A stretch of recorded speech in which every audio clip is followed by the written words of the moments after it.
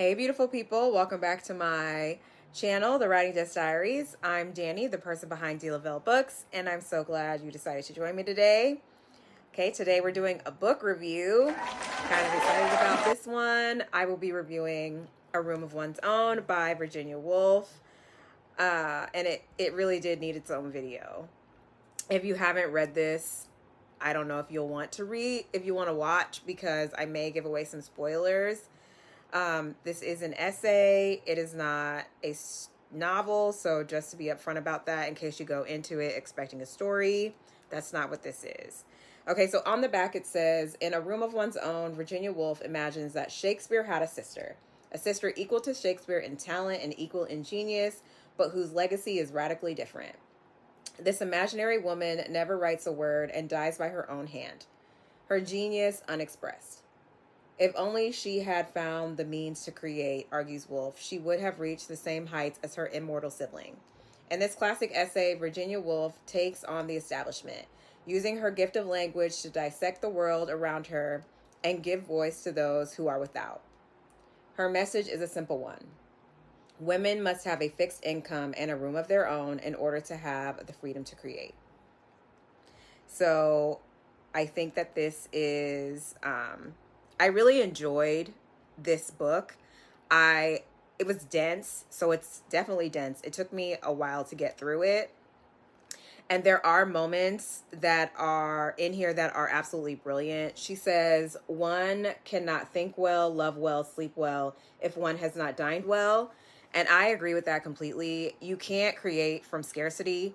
Poverty isn't just physical, it's mental, emotional, and it creates creative deprivation. You can't pour from an empty cup. She also talks about how post-World War I, something beautiful was lost in us, a grace, a lightness. We become weighed down by anger and doom. And honestly, I think that anger and heaviness are still very much here. She talks about men's writing being ego-driven, obsessed with the letter I, full of self-conscious indecency and performative masculinity. And honestly, part of that is still true today, I think. But there are also male feminists, men writing nuanced female characters, interrogating masculinity in their own works. So Woolf's critique is partially right and partially dated, but that makes sense. Now, when I got to chapter 5, Woolf reads Mary Carmichael's work and basically says it's not as good as Jane Austen or Charlotte Bronte. And her implication is that if Mary had more money and a room of her own, the quality of her work would be better. But here was my issue with that. What if Mary wasn't writing badly? What if she was just writing differently? Style isn't the same as quality.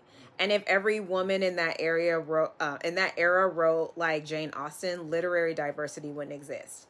Woolf never applies that same stylistic scrutiny to men. Men writing differently from each other is just called range and innovation. But a woman writing differently is suddenly a quality issue. That's a double standard. And the irony is that Woolf herself wrote in a completely unconventional style. But her own standards... by her own standards applied to Mary, she could be considered writing low quality works. She was doing to Mary what male critics have done to women writers for centuries, measuring them against an existing standard instead of meeting them where they are. Now, here's where I really started to push back. Like, Woolf argues that the greatest creative mind is androgynous, that male and female elements need to unite in the mind to produce great work. And this is probably metaphorical, but like, I disagree. A man will never know what it feels like to be a woman. So I don't think that they are able to write from a woman's experience. Like, those experiences are exclusively ours, and they produce some of the most powerful writing in existence. Our differences aren't limitations. They are what make our works powerful and memorable. Some men write women really well, and some women write men really well. And the opposite is true. Some men don't write women well, and vice versa. It's not about androgyny, in my opinion. It's about empathy, research, and intentionality when writing from the experience of the opposite sex. This entire book is about women needing independence, their own money, their own space, their own voice. And then in the same breath, she says the greatest mind needs both male and female elements united to create fully. But like Toni Morrison, Nobel Prize winner, wrote The Bluest Eye at her kitchen table after her children was asleep. She was a single mother, a full-time editor. She had no room of her own, no financial cushion, just a legal pad and a story that needed to be told. Zora Neale Hurston, a Harlem Renaissance genius, died penniless in a welfare home and was buried in an unmarked grave. Her work was so powerful, it survived her own erasure.